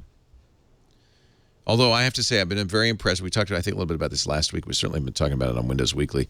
Satya Nadella seems to have brought Microsoft back from the dead in some ways. I like the new Microsoft. They're open sourcing some of their code, .NET code. They've reduced the price of Windows on 9-inch screens or less to $0. Unheard of. It's a kinder, gentler Microsoft. And I think Windows Phone 8.1 looks pretty darn good. Would you ever consider a Windows Phone? Yeah. I mean, again, my advice to myself as somebody who writes about this stuff is I need to use everything. So I jump back and forth. I jump back and forth between iPhone and Android kind of constantly. Yeah. And Windows, I think, should be in that mix. I guess it should. I'm thinking I'm going to wait till the end of the month, and then there'll be some Windows phones with 8.1. Although you could buy one today and it'll be updated. I would recommend a Windows Phone in some cases to like civilians who are looking for something. Yeah. Yeah. What's the cricket metaphor for Satya Nadella? I need a cricket. He's apparently a big cricket fan. We don't know here in the States. We don't know. There's a sticky wicket. It's a sticky wicket. That's a bad thing. What's Right. What's the equivalent of hitting a home run in cricket? That's a 3-bagger. I don't know. There's gotta be. There's a name. There's a word, right? Come on, chat room, help me out here. I don't know. BlackBerry's CEO, speaking of not hitting a home run, he says that he is going to kill off BlackBerry phones if they don't start making money. Forgive me, but what else do they? BlackBerry Messenger, is that the business? The server stuff. QNX and BES? The enterprise stuff, yeah. But if you don't have a BlackBerry phone, do you need BlackBerry Enterprise Server? I think their general philosophy is that they will sell you a lot of enterprise software, and hopefully you'll have some BlackBerry phones, but if you also have iPhones and Androids, that's okay too. Yeah. He did, and then he said that he was kind of misquoted, that in his blog, he said, "I assure you, I have no intention of selling off or abandoning this business anytime soon." This happens every time any CEO of BlackBerry ever says anything. They have to clarify it a day later. Come on, chat room. So a home run is a sixer. So Satya Nadella has hit a sixer. Just doesn't have the ring to it. He's bold a googly. It's too early on Microsoft. I don't think you want to say it's that. too early. Too early to say if they're. You don't think he's bold a googly? I think he's still at bat. Okay. Is there a synonym for googly that doesn't have Google in it? I do believe that in cricket you could be at bat for days. Well, it is. That's what it'll take. Yep. Days. Weave is off the hook, but only because of a technicality. Weave really became a cause célèbre for a lot of the hacker community. He himself bills himself as a hacker troll. But what Weave did, which got him in so much trouble, was he discovered a flaw in AT&T's system and used it to download the names and email addresses of iPad users. And he says, I told AT&T. He downloaded 140,000 iPad owners from an AT&T website. Maybe went a little far by publishing it. But it was he passed along the email addresses to Gawker. Although they didn't publish it without redacting some of the information.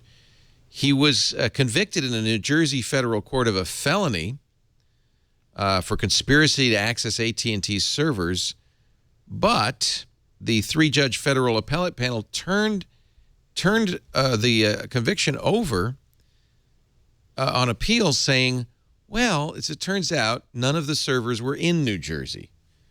So AT&T wanted to have the trial in New Jersey for some reason, or maybe the government wanted to have it. The addresses were obtained from residents in New Jersey, but it turns out that the servers themselves, that not a one of them was in New Jersey. So purely on a technicality, he's off the hook.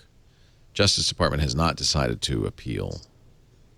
Yeah, there's some issue of doing another trial would be double jeopardy in this case. It's amazing that they only figured out that now, so long after all of this happened.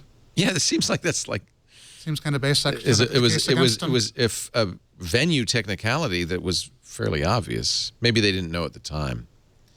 The real issue is the Computer Fraud and Abuse Act, which is so broad that it really is possible to prosecute people for almost anything. And so I think that's really the issue that ultimately needs to be addressed. The Third Court of Appeals said that Weave was charged in the wrong federal court. So, celebration, but for all the wrong reasons. Hewlett-Packard's going to pay $108 million for bribing public officials.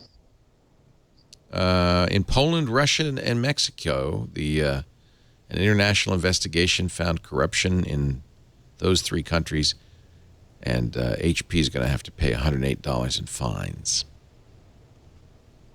HP really seems to have had a kind of bad business practices all around. Yeah, this was the board that spied on reporters. Right, the pretexting stuff, right? Mm-hmm. All right, let's tell you what. We had a pretty good week this week. Some interesting stuff. We debuted a new show, Marketing Mavericks, on the network. I'm very happy with Tanya Hall. Very happy. In fact, Tanya interviewed the chief marketing officer of Taco Bell, talked about their social media. We had a lot of good stuff. Let's take a look. If you missed anything this week, here's kind of a quick summary of some of the things that happened on Twit. Previously on Twit. Twit Live specials. Every year, everyone who's even remotely connected to content production comes to one place, the mecca of all things video and audio. Ladies and gentlemen, NAB 2014, Las Vegas. Tech news tonight. A bug in OpenSSL, which if you haven't heard of, is an open source cryptographic library securing a big percentage of the internet's traffic, has just been discovered and publicly disclosed. Security Now. How the heart bleeds. Much overhyped, as always. Yeah. Much misunderstanding. Nowhere will you get more comprehensive coverage of it than here. Marketing Mavericks. We've got a really important guest with us today, Chief Marketing Officer at Taco Bell. And we do love the Ronald McDonald campaign. It's clever, it's witty. What we're really pleased about is that people get the joke. We want to do everything that has a little bit of a wink, a little bit of rebellion. So pretty exciting times for Taco Bell. That is disgusting. Twit. It's what's for dinner. I love it. Actually, NAB didn't have any huge stories, but we had some great coverage. And thanks to Scott Wilkinson and Father Robert Balacer. And if you didn't see our NAB coverage, it's in the specials feed, right? twit.tv/specials. A little out of breath. I just ran across the studio and back during that promo. One of the things that they did announce at NAB that we were very interested in, Skype announced, Skype's now a Microsoft product. Microsoft had acquired a company called Cat and Mouse. Is that it? Cat and Mouse. And they're going to do a new media product. So we called them up immediately. Skype TX. Yeah. Have you heard about that? Yeah, it looks interesting, particularly for broadcasters. It looks like it would. It's almost like a virtual TriCaster. Is that? Yeah. I'm not completely sure what they're doing, but we did talk to them, and they knew who we were. They know we use Skype like crazy. Mm-hmm. You're on Skype right now. And so they're going to get us, we think they're going to get us a Skype TX pretty quick. So for all the people who tweeted me. Will it change what we do here? I don't think from your point of view it will. Mm-hmm. I think you'll just use Skype as you are using it. But we will have a Skype TX box here that will have give us all sorts of capabilities in terms of settings, things that we, under the hood that we haven't been able to, dials we haven't been able to twiddle in Skype. Plus, it'll be integrated better into our hardware setup. It'll have SDI video and all of that stuff. You should get better video back, better audio back, and we should be able to. There's all sorts of issues with screen sizes and stuff. Weird things happening there, and we should be able to get better results. So, to me, that was the big story. I know that a lot of you probably don't care, but that was the big story. I know enough of you care because I got a lot of tweets from people and emails flying back and forth. What did they announce? What did they announce? So we're excited about that. So that's good news. Do you have a week ahead with Mr. Mike Elgin? Let's see what's coming up in the week ahead. Coming up this week, Intel reports earnings on Tuesday, April 15th. Google and IBM do the same on the 16th. Also, Google's selling Google Glass to the public for one day only, starting at 9 a.m. Pacific on Tuesday. The Twitter Music app has already been pulled from the iTunes App Store, but if you still have the app, the service that powers it will be terminated on Friday, April 18th. That's the week coming up. Back to you, Leo. You know, actually, was really pleased. And it's kind of a plug, but I'm going to mention it anyway because Sonos just added Google Play Music to the Sonos player. And that's it. I'm done. I'm so happy about that. I can play not only all my music on that now, but everything in the Google store. I think it's 20 million songs. All right, we're going to take a break. Come back with more. Dwight Silverman from the Chronicle, Houston Chronicle, from Time Magazine, Technologizer, Harry McCracken. I always call you Technologizer. Is that okay? Is that your title? It's flattering. The Terminator, the Technologizer. Our show today brought to you by Carbonite Online Backup. Whether you have a computer, a single computer at home, or you've got external drives or multiple computers at your business, Carbonite is the place to back up your files to the cloud automatically, continuously. They are, I tell you, they are a great company. What is the number? If you scroll down a little bit, I think it says 50,000 businesses. Yeah, 50,000 businesses now use Carbonite to back up 350 million files a day. 30 billion files total. The thing about it, it's automatic, so you don't have to remember it. It's continuous. Whenever you're online, it's backing up, so instantly. You don't have to wait till the weekend to back up. You can get to your files anytime on the Carbonite servers, so it's in the cloud. You log onto your Carbonite account, there's your stuff. And it's just really easy. I'm sorry, 300 billion files backed up. HIPAA compliant, too. And in fact, if you're worried about the idea that maybe your files would be visible to, three-letter federal agencies in the Carbonite cloud, you do have the ability to further encrypt using trust no one encryption. Only you have the key, not Carbonite.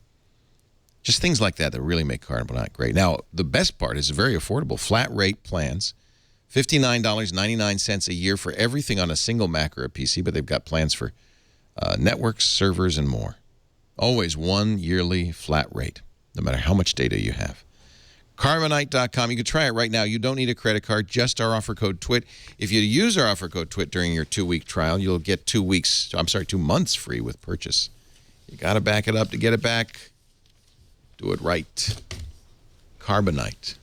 Actually, I think there's been a lot of interest in Carbonite since we found out this week that Condoleezza Rice, the architect of the federal spying infrastructure that was created during the Bush administration, is now on the board at Dropbox. So that'll make it easier.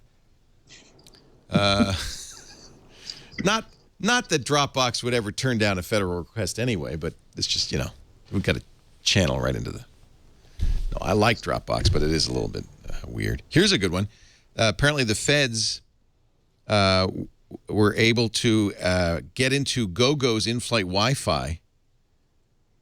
In case you were wondering, when you're in the air using GoGo Wi-Fi, you're automatically sharing your stuff with law enforcement. Apparently GoGo has voluntarily shared more than required with law enforcement. I kind of always assumed I was. Really? Yeah, I'm on an airplane. It should be public, right? Chris Soghoian, we love Chris. You're in the air. What the hell? Chris Soghoian, who was at the ACLU, tweeted a link to a letter submitted from a GoGo attorney to the FCC, which said, the Commission's air-to-ground rules do not require licensees to implement capabilities to support law enforcement beyond those outlined in CALEA, but GoGo worked with federal agencies to reach agreement regarding a set of additional capabilities to accommodate law enforcement interests. Do you think terrorists in the air tweet, I'm going to take over the plane before? Is that why you think, because they're in the air? I sort of assumed that at least the government would be worried about that. GoGo also said that the only reason there's a CAPTCHA when you pay for GoGo in the air is because the government insisted on it being there. What? Which I always wondered about because I didn't understand anybody could spam. Yeah, I'm on a flight to Newark, and I'm going to spam while I'm up there. I sort of wondered whether anybody was worried about sort of somebody building some sort of device. A robot? Which they could plant on the plane, which would log into GoGo, and then send information to the ground or be triggered from the ground or something. That's bizarre. GoGo says its primary concession to law enforcement was to impose a CAPTCHA to thwart spammers and other network abuse. So CAPTCHA only finds bots. Doesn't do a very good job of it, by the way. In fact, nobody should be using CAPTCHA ever. It's terrible. Besides annoying your users, it doesn't provide you with any additional security. In fact, we know that what bad guys do is they just make a porn site, and they feed the CAPTCHAs into the porn site and say, if you want to see porn, enter this tell us what this means, and then they take the results back. And there's so many people hitting the site, they can unlock any CAPTCHA right away. So CAPTCHAs are completely useless. They keep out people.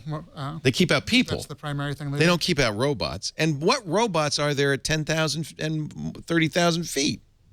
Who's writing spam robots? You're right. It must be like, well, we've infiltrated the air. What if somebody put like a bomb on a plane in the cargo space and it was somehow able to log onto? Wouldn't it be great if the CAPTCHA would thwart that? I sort of wondered if that was the reason it was there. Because bizarre. Because the stories I saw didn't really explain why the government would care if there was a CAPTCHA on GoGo. Yeah. So GoGo says that's the kind of stuff we did. That we didn't help them monitor traffic at all. Essentially, what if you could like communicate with a bomb from the ground via GoGo? Oh, I see what you're saying. Oh, that's interesting. Huh. Okay. I can't quite figure it out, but I'm sure that the NSA knows what it's doing. Sir David Attenborough, famous creator of documentaries like Planet Earth and Life, is doing a new documentary, Conquest on the Skies. They're filming with an 8-camera rig because they wanted to deliver 360-degree video for wearers of the Oculus Rift. Imagine, now this to me is kind of intriguing. Imagine watching a movie in the Rift headset, and when you see something going over there, you look to the left. You see something going over there, you look to the right. And that's wild. The film will also be, there's a regular version of yes, the film will also be released in normal 3D. So which of the 8 camera angles does he decide is going to be the middle? The middle one. It has to be the middle because you have to have something on the left and right to look at. But if it's 8, right? It's all around you. It's 360. Oh, it's 360. You could turn around. Wow, that'd be wild. That would be weird. I think one of the, am I just paranoid? Because I think one of the problems with Oculus Rift is the fact that you are standing with a thing on your head.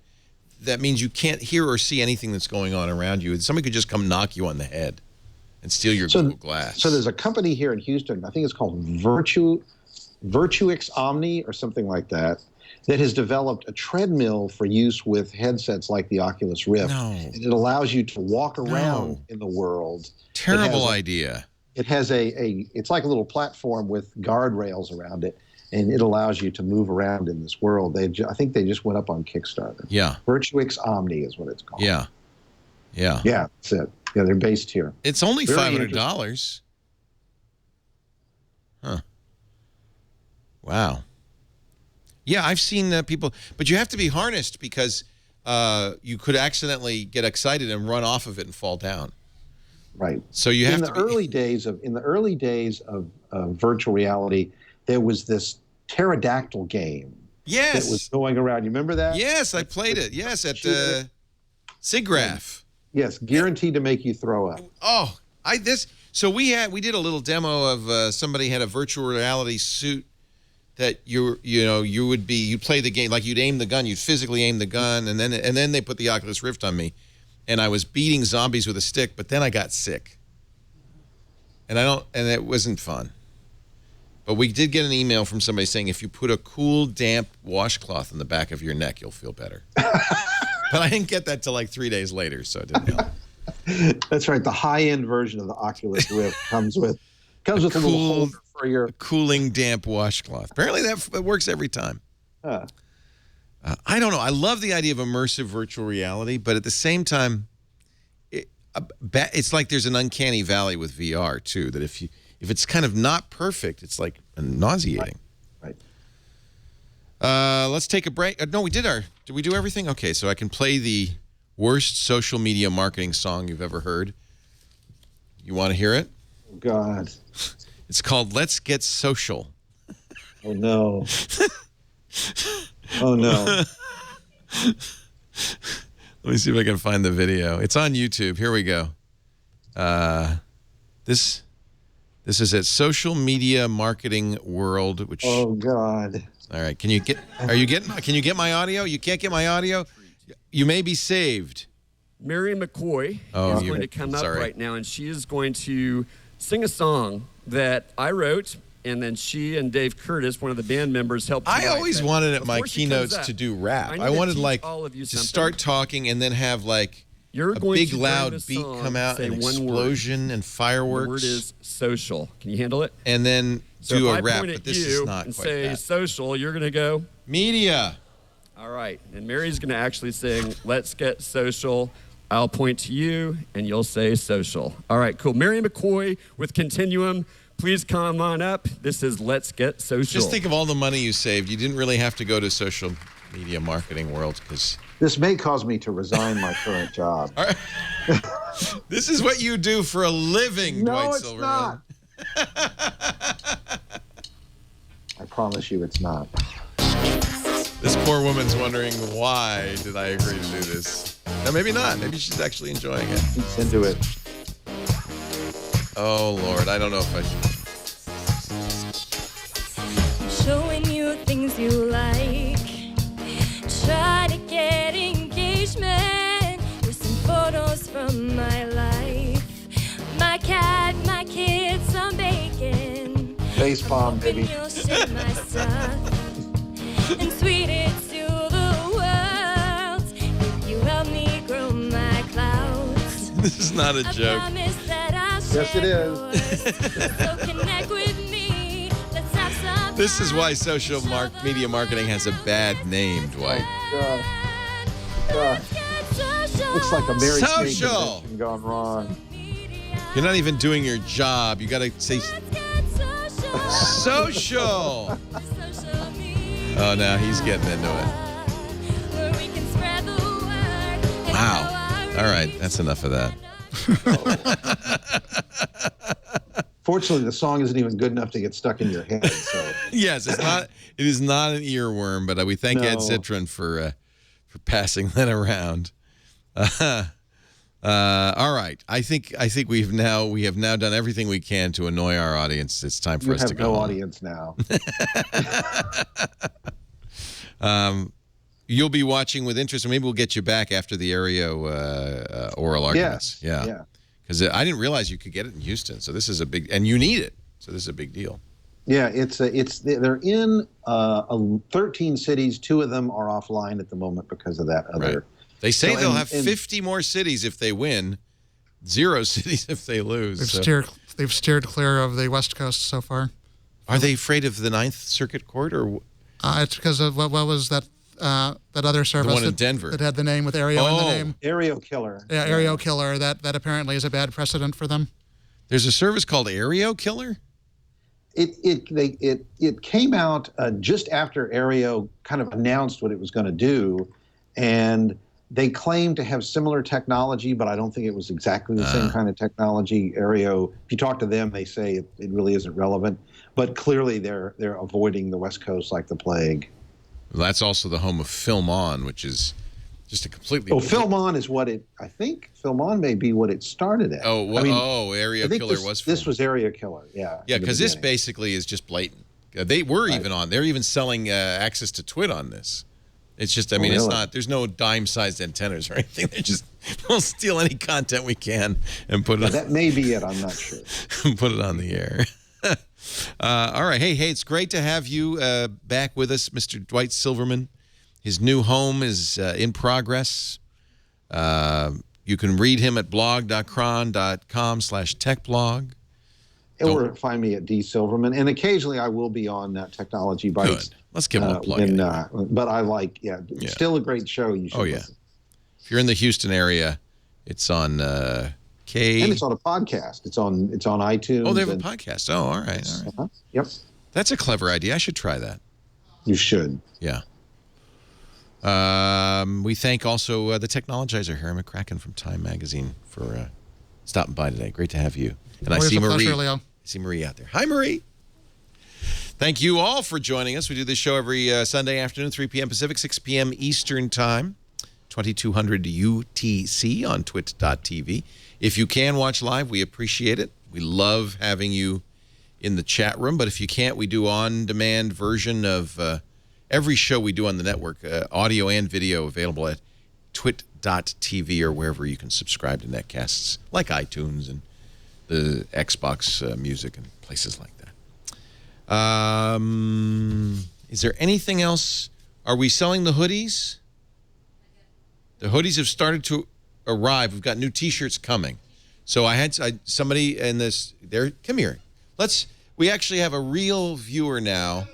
Yeah, is it Jennifer? Wearing the hoodie? Wearing the hoodie. Look at this. When did you get this? I got it on Friday. Jennifer's a middle school. Jennifer, right? Yes. Middle school teacher in New Jersey. Where in New Jersey? Central Jersey. And she looks good, doesn't she? In that beautiful. Look at that. The new Twit hoodie. The T-shirts. Just as the weather starts to warm up, we're sending people hoodies. Marketing Mavericks. What time? 8:30 a.m. 8:30 a.m. But you can download it. On what day? Tuesdays. Tuesdays with Tanya Hall, but you can download that.